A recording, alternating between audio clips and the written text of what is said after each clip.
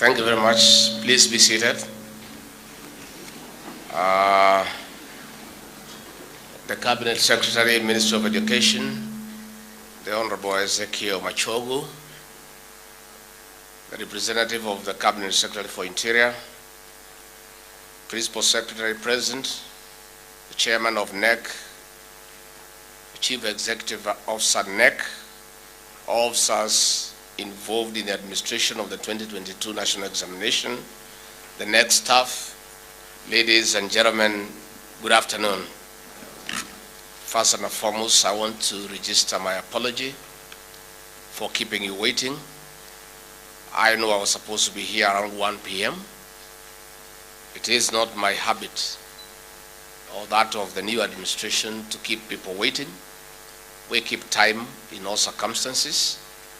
But today we had a very serious engagement with our development partners and the private sector with the President at State House Nairobi, trying to raise about 16.9 billion to mitigate the effects of climate change and to intervene with the effects of the ravishing drought and famine across the country, which has also affected your sector in terms of day scholars and pupils in primary schools. So it was a fundraising exercise. And you know, when you are looking for money, you don't become impatient. You just wait. This begging has no dignity. So we kept on asking for more and more. Even your minister was with us. We excused him to come here, and I waited until we got the last penny. So I want to apologize.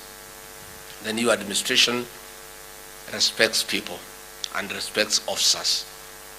We will not ever again keep you waiting, because it is not right. You have left your stations and you have work to do. We would have wanted to finish with you early so that you go. So have you forgiven me? Thank you very much. Asante sana. We gather here this afternoon to launch the 2022 National Examination Season. This marks the start of a transition of our candidates at both the KCPE and KSC levels to the next stage of their academic journey. We commend them for their perseverance and discipline along the way. This is the first national examination under the Kenya Kwanza government. It is also the first examination after the COVID-19 pandemic, which has since gone down. We are glad the normal academic calendar takes shape early next year. Further, this examination takes place when we, through the Presidential Working Party, are engaging Kenyans on the education system they want, which will deliver the requisite to plug the job market demands. The clamor for reforms was triggered by the competence-based curriculum CBC, which currently has enrolled over 8 million children from pre-primary to grade 6. I would like to appeal to parents, guardians, and stakeholders to continue giving their views to support the reform of our educational system. Ladies and gentlemen, Kenya is among the top 10 countries in Africa with the highest internet connectivity. In addition, close to 30 million Kenyans are on broadband. We have also rolled out 5G internet speed. This is a deliberate government effort to open new horizons for the youth in employment creation and alleviation of poverty. This will also enhance traditional economies to perform better in the new world of work. We are also seized of the fact that learning activities were interrupted by several insecurity challenges, especially in the North Rift and other areas prone to cattle rusting and criminal activities. President William Ruto has firmly committed to take every measure to end this criminality. We have mooted a multi-agency short-term plan to ensuring that schools in the hotspots are not interrupted. We will also go an extra mile for every child in those areas to sit their exams as planned. Ladies and gentlemen, officers, we know that the ongoing drought has affected schools, especially day scholars who constitute around 70% of our secondary schools.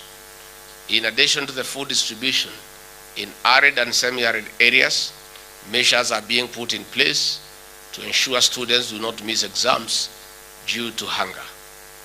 Invited guests, ladies and gentlemen, since 2017, the government has been implementing a 100% transition from primary to secondary school. This aims at providing basic education to all. That is why we have activated more TVET institutions across the country to complement universities and middle-level colleges. Parents and guardians, our girls and boys are adversely affected by the issue of the triple threat: teenage pregnancy, new HIV/AIDS infections, and gender-based violence. This is closely followed by early and child marriages. Our boys and girls, ladies and gentlemen, deserve better. We must let them realize their full potential. Let our boys and girls remain in school. There is no motherhood in childhood, and this must be taken seriously by all actors.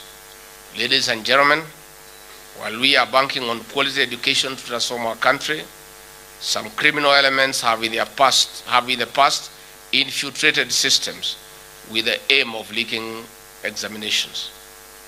We want an equal playing ground for every child to score what they deserve and join their preferred secondary schools and tertiary institutions competitively.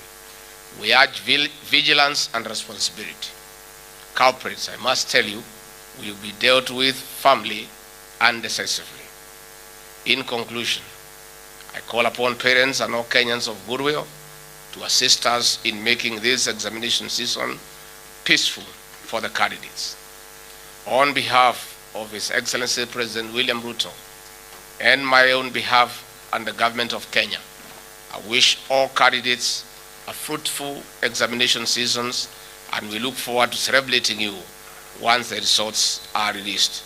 Asanteni sana na Mungu awabariki. If I may just add one or two things, I want first and foremost to commend all of you for your commitment and patriotism in supporting our children.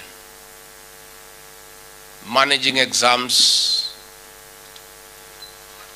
is a hectic exercise. Indeed, it is a calling.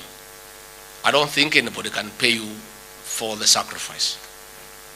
So on behalf of government, we want to thank all our education officers, all our officers from the National Government Administration, the supervisors, the invigilators, and all those who in one way or another play a role to make sure that the examinations are carried out in a peaceful and seamless manner.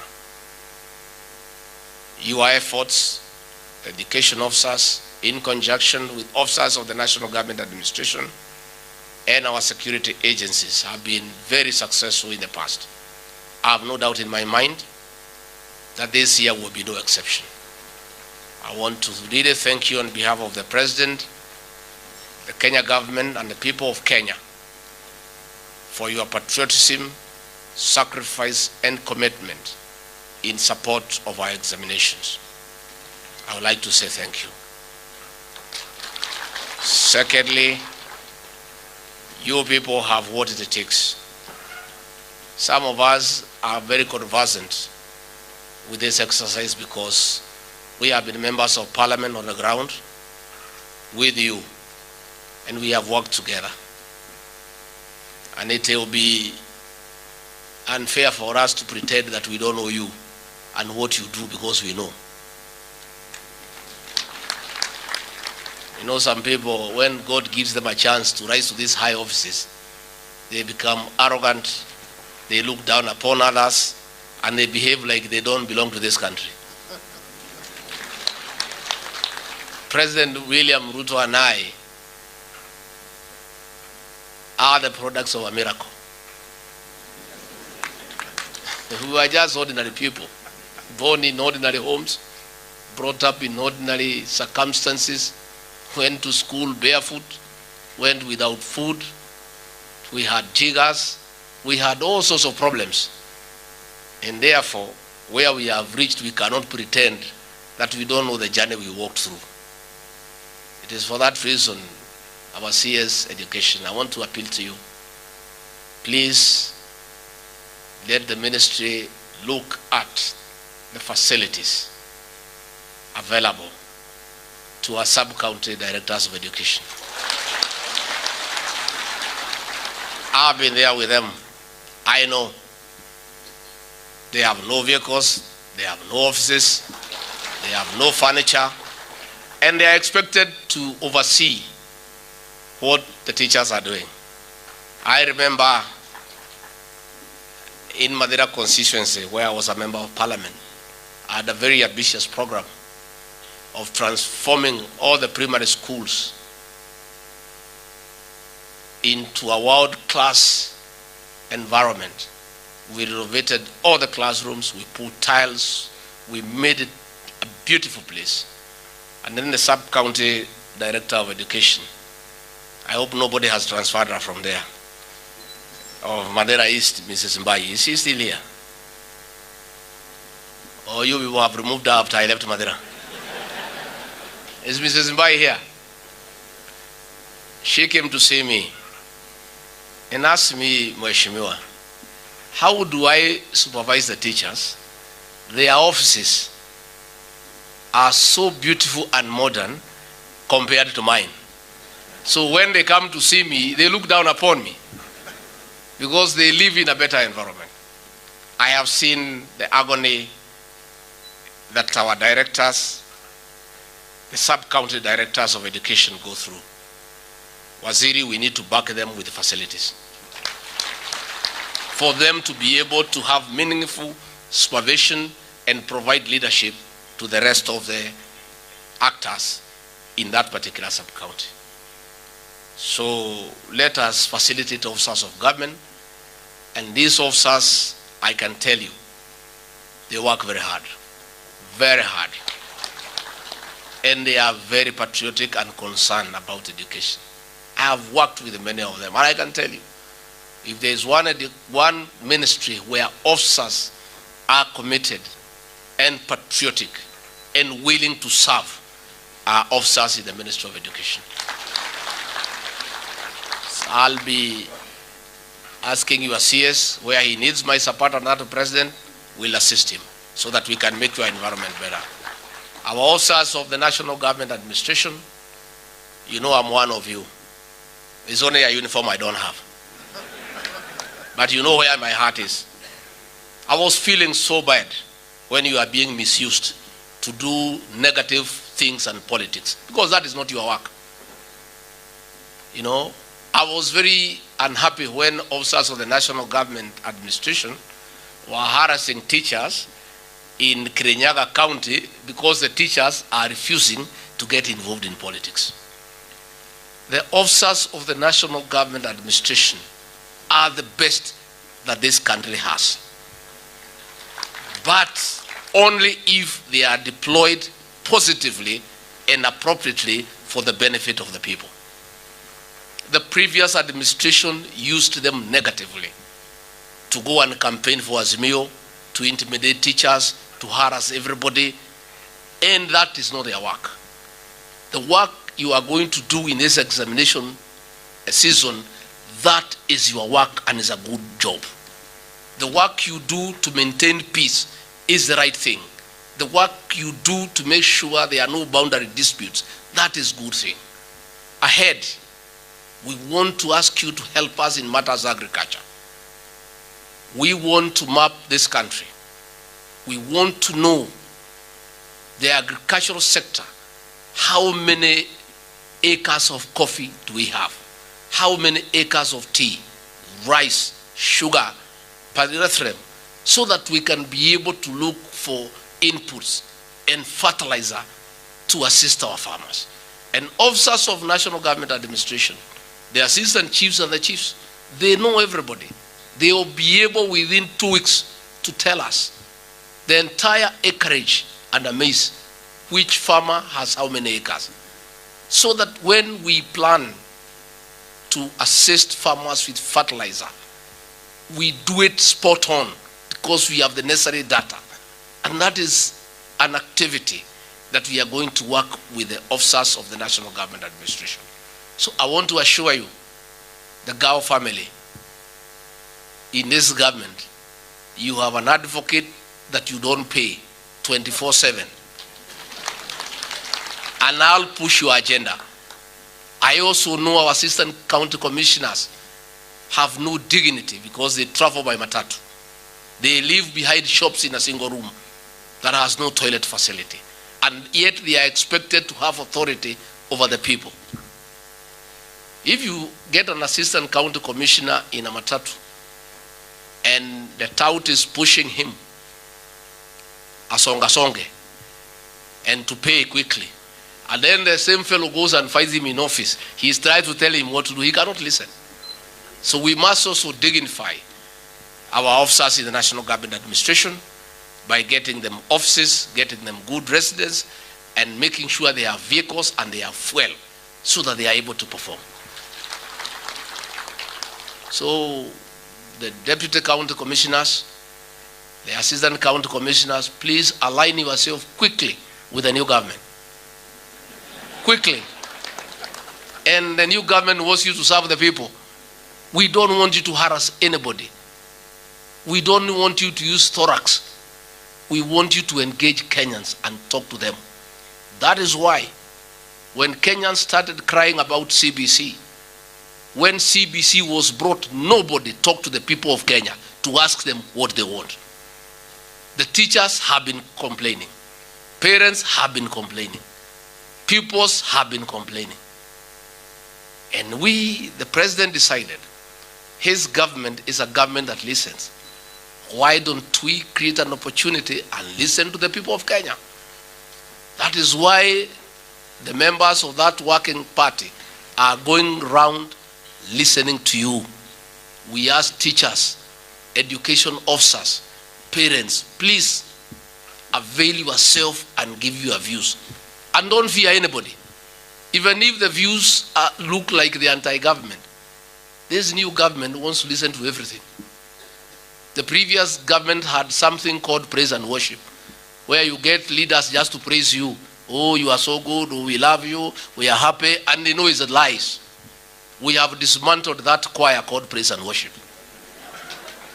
If you want praise and worship, you go to your church on Sunday. That is where praise and worship is. Between Monday and Saturday, please, people of Kenya, tell Dr. William Ruto the truth, however bitter it is, so that he can make informed decisions. If you think we are getting it wrong, please tell us, Mr. President, Mr. Deputy President, you are out of order. This is the right thing to do. And we shall take it positively. So please, let everybody go and give your views. And I want to assure you on behalf of the President, the recommendations that will come, we will not even change a comma or a full stop. None of us will change. The views of the people of Kenya will be respected. So let all the stakeholders give your views on the way you want our education system to look like. On matters university, on matter TVET, on matter CBC, on matter of ECDs, on matters to do with the primary schools, secondary school, tell us exactly what you want. Tell us exactly what you want. And you people of the media, tafadhali, muachane na sisi. Our minister here went to explain the challenges we are having in terms of funding university education and the way we need to bring everybody on board, including development partners, to assist us to fund the university education. He gave views of areas we need to continue supporting. Then you people went and said that the new CS education has said that the government is not going to support university education. And you know it's not true. You know, please, let's be objective and help us to build this country. Don't create confusion where there is none. Be fair. And if you have not understood, these CSs in our government are not arrogant. Ask for clarification. If today what I've said here you are not clear, on my way out, ask me, what did you mean by this and that? But don't create a situation that is unnecessary. There is nowhere where our new CS said that the government will not fund university education. He was just trying to explain the challenges around that sector. And we want Kenyans to give views to this working party on university education. We want Kenyans to give views. This is our country, and none of us would be seated on this platform here with this red carpet if we did not go to school. And that is why teachers must be respected. They must be respected. Never again in our administration will any government officer, from the president all the way down, will ever demean and humiliate teachers in front of students. The humiliation that was done to Professor Wainaina of Kenyatta University is regrettable. And that is why the government has reinstated him, because he was embarrassed and humiliated in front of his students. It is wrong. I would not be here myself as Deputy President if I did not go to school. Your CS will not be. Even all of you here, the DCCs, the education officers, one way or another, you owe some gratitude to some teacher somewhere.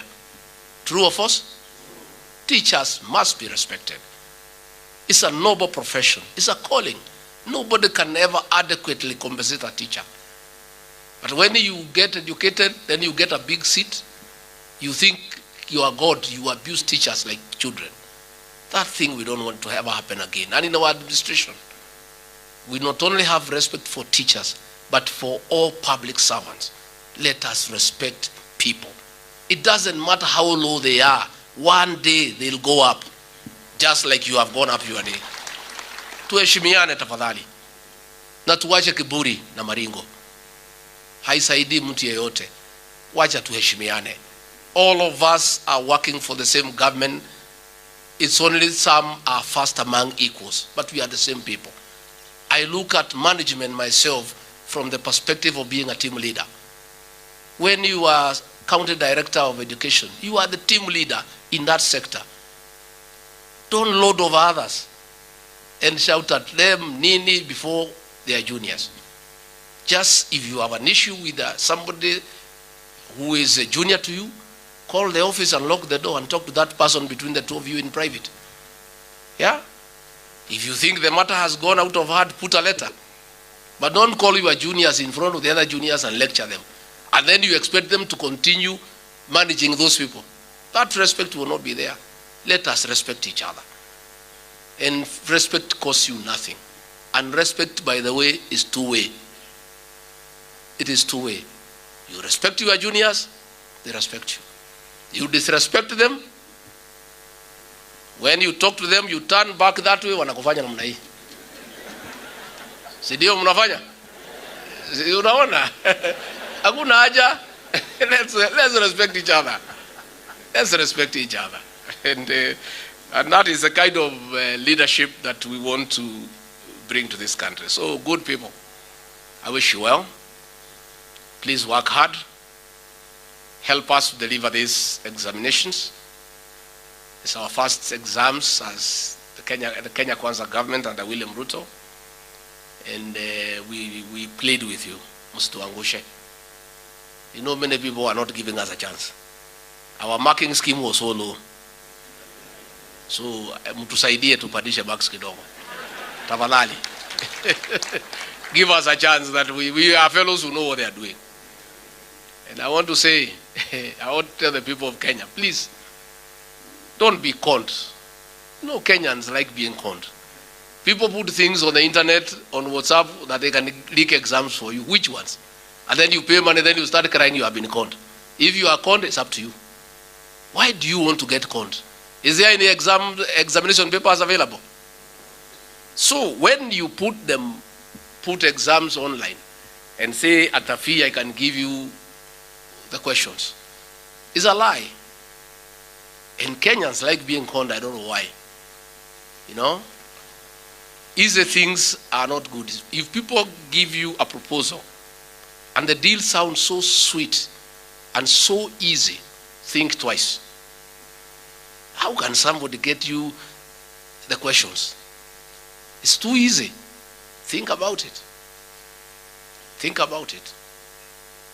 Again, even as we ask Kenyans not to be conned, we have also given instructions to DCI to activate with speed the cybercrime detectives to go through the net and hunt these fellows day and night.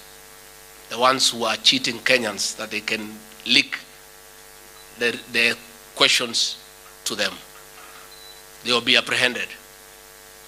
And we have told the DCI, look for all these characters. I plead with none of you will be victim. Please, don't. Don't take yourself to, I don't know, I'm not able to translate my Kikuyu how it is said.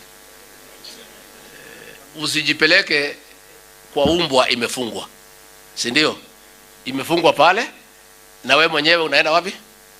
Please, we have told the DCI to hunt these guys down. So if you are collaborating with them, shauri yako. Ukikamatwa usiseme sikukwambia. Don't try to collaborate with these crooks who are trying to say they can leak exams and con people. And don't make an attempt to try to leak what has been entrusted to you, because we'll catch up with you. It's not necessary. Si ukule mshahara yako ile kidogo umezoea. Si hiyo ndio yako? Ile kidogo umezoea hiyo ni mzuri. If you think it's not enough, work a little bit harder, then you get promoted, you get a little bit more. It is an easier way. I think it is easier to work hard and get promoted than try to leak exams so that you make some money. Because you are likely to end up in the wrong place. So please let no officer here and across the country, our teachers, all the invigilators, all the supervisors, please, we plead with you not to get corrupted by criminals, to join them in trying to circumvent a good process of administering our exams by trying to leak, because the law will catch up with you and it is not necessary. There is dignity in earning money in a good way. There is dignity of sweat. There is dignity of labor. It is very fulfilling to get you a salary of 50,000 shillings that you have earned for 30 days. It's very fulfilling. Let us all be satisfied with our salary. Let's be satisfied. And if you are not satisfied with the salary, there is nothing wrong with you investing in that salary in farming so that you can make a little bit more. There is no harm in saving in your circle and taking a loan and starting something that can give you some income. That's the only way. Finally, I want to urge you and the people of Kenya, let's pay taxes. I know when we came in, we told KRA not to be very hard on people and to have a positive and friendly tax regime. And some Kenyans are using that to say now they cannot pay tax. I want to say no. Umpatie Kaisari yake. What belongs to Caesar goes to who? Let all Kenyans pay tax. We need money to do all these things we are doing with you. We need money to pay your salaries. We need money to print the exams. We need money to fuel the vehicles used by our security officers. We need money to build roads. We need money to build classrooms. We want to ask every Kenyan to pay their taxes on time and not to try to use our magnanimity that people should not be harassed to evade paying tax. We want everybody to pay tax because we need it for our recurrent and development expenditure. So kwa hayo mengi mimi natakia nyinyi mema. Tutakuja huko kuona vile mnaendelea. I think waziri atatupangia. We come and open the containers early in the morning. And I've heard you saying that Deputy President has never come here. That's what you said. I want to absolve my boss from blame. William Ruto was willing to come. Lakini si alikatazwa kazi.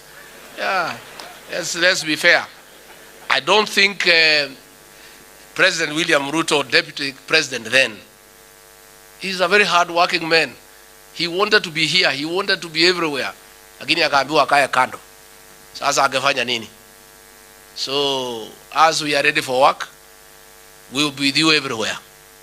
Tutafuatana na nyinyi kila pahali. Hizo container mkifungua tutakuwa hapo. It's only we cannot be allowed to come and do invigilation. Kama tungekubaliwa tungekuwa hapo. Mimi na president, we are looking for work. Unajua tulinyimwa kazi miaka 5. Can you imagine? When you are somebody who is hard working and then you are stopped from working, you can even get sick. That is why simunaona vile tunangangana. We are ready to work. We were ready even then. We were stopped from working. And because we could give a contribution, this country almost ground to a halt. The economy is down, everything is not working. And I said during the inauguration, and people said I'm mischievous, I should not speak the truth before visitors. I will speak the truth when visitors are around and when they are not around. Because the truth will not change. It will remain what? The truth.